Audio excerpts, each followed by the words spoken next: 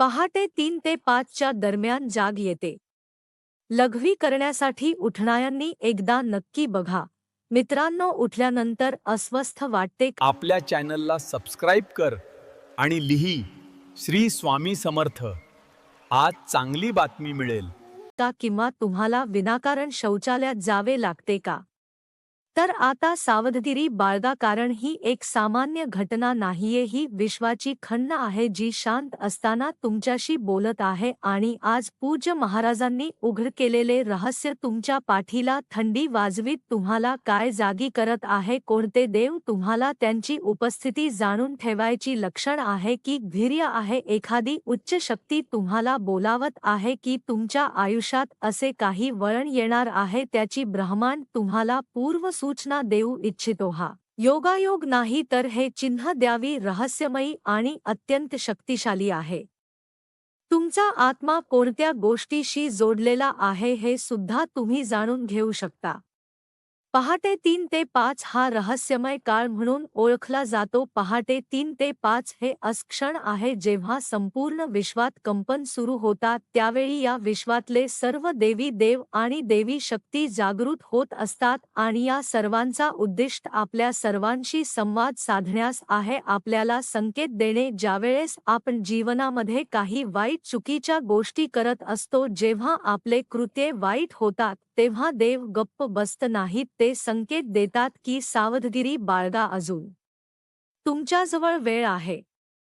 जेव्हा आपण चांगले कर्म करत असतो, जेव्हा आपल्या आरोग्यामध्ये मानसिकता असते, तेव्हा देवदेवता आपल्याला त्यांचे संकेत देत असतात. जेव्हा तुम्ही रात्री अचानक जागे होतात, तेव्हा 3 ते 5 च्या दरम्यान जागे व्हाल, तेव्हा तुम्हाला समजून जायचे आहे काही संदेश तुमचे वाट पाहत आहेत. कधी कधी हा संकेत चांगला असतो, तर कधी विचित्र अस्वस्थता देणार असतो. कधी कधी अशी भावना की जी शब्दांमध्ये व्यक्त करता येत नाही. तर प्रश्न असा पडतो की हे संकेत कोणाचे आहेत? देवाचे, तुमचे, भगवंतांचे की तर कोणत्या अदृश्य शक्तीचे? तुम्ही हे सगळे समजू शकता की तुम्ही सर्वजण याकडे दुर्लक्ष करत आहात. जर तुम्ही या संकेताकडे दुर्लक्ष केला तर तुमच्या जीवनाचा मार्ग बदलू शकणारा इशारा तुम्ही गमवू शकता. तर मित्रांनो, पहाटे 1 ते 2 च्या दरम्यान जागे होणारे यामध्ये भूतांची लक्षणे आढळून येत असतात. मित्रांनो, जर तुम्ही पहाटे 1 ते 2 च्या मध्ये जागे झाला तर हा साधा योगायोग नाही, तर हा एक इशारा आहे. यावेळी नकारात्मक शक्ती बाहेर प्रवेश करत असते. यावेळी संपूर्ण जग अंधारामध्ये असते.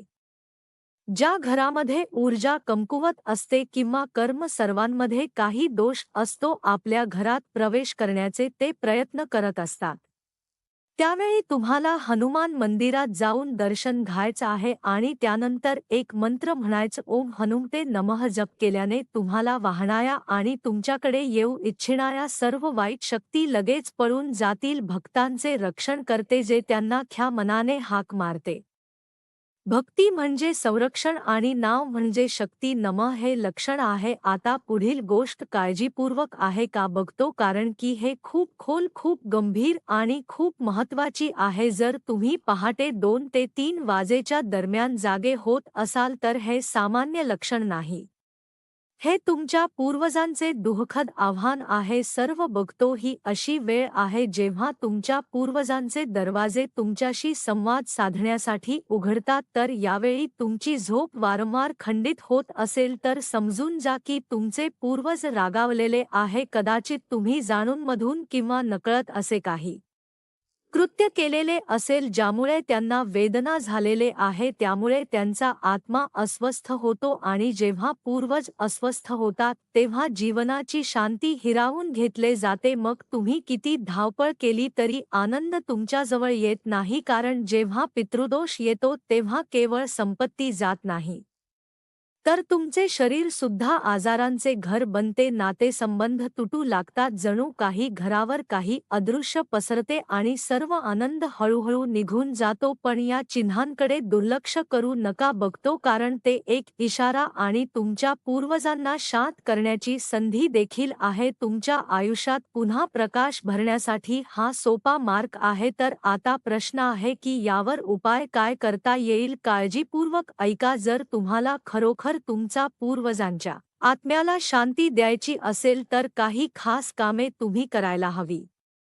अमावस्येच्या दिवशी कुत्र्याला भाकरी खायला द्या. नंबर 2 माशांसाठी पिठाचे गोळे बनवा आणि ते पाण्यात टाका, ते तुमच्या अजनक कर्मांचे प्रायचित्त करेल. नंबर 3 सर्वात शक्तिशाली उपाय तो म्हणजे गाईला चारा खायला द्या. पूर्वज गायची सेवा करून आनंदी असतात, त्यांच्या आत्म्याला आराम मिळतो. हे छोटे उपाय तुमच्या आयुष्यातील मोठे संकट टाळू शकतात आणि त्याचवेळी जर राहू तुमच्या आयुष्यात जड असेल, अडथळे सतत येत असतील तर हे उपाय ते शांत करते. तुमच्या पूर्वजांनाही आनंद मिळेल, त्यांच्या आपल्याला शांती मिळेल आणि त्या बदल्यात तुमच्या आयुष्यात पुन्हा आनंद, समृद्धी आणि संतुलन परत येईल. हे कुटुंब देवतांच्या नाराजीचे लक्षण आहे.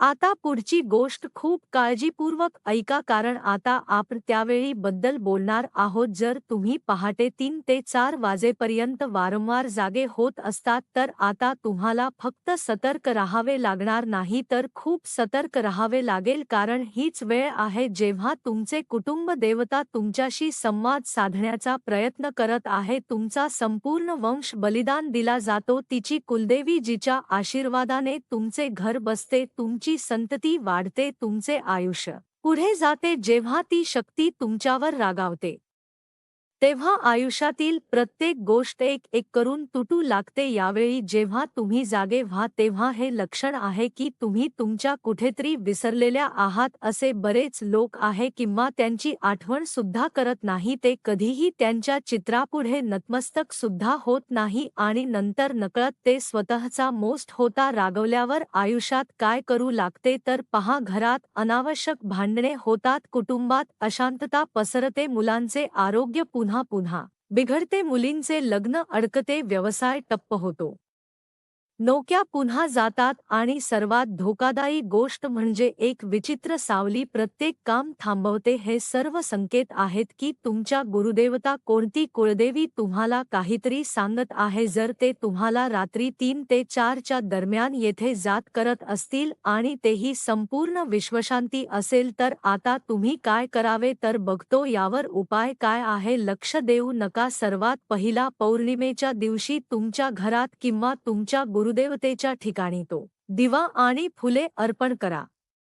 नंबर 2 जर तुम्हाला तुमची कृती होता कोण आहे हे माहिती नसेल तर तुम्ही घरातील वडीलधाऱ्यांना विचारा, त्यांची माहिती घ्या आणि भक्तीने त्यांचे स्मरण करायला सुरुवात करा. नंबर 3 साप किंवा नागदेवता तुमची गुरुदेवता असेल तर नागपंचमीच्या दिवशी त्यांचे पूजा करा, त्यांना दूध अर्पण करा आणि मनापासून पप्पू लक्षात ठेवा, जेव्हा कुलदेवता प्रसन्न असते तेव्हा केवळ एकाच व्यक्तीचेच नव्हे तर संपूर्ण कुटुंबाची प्रगती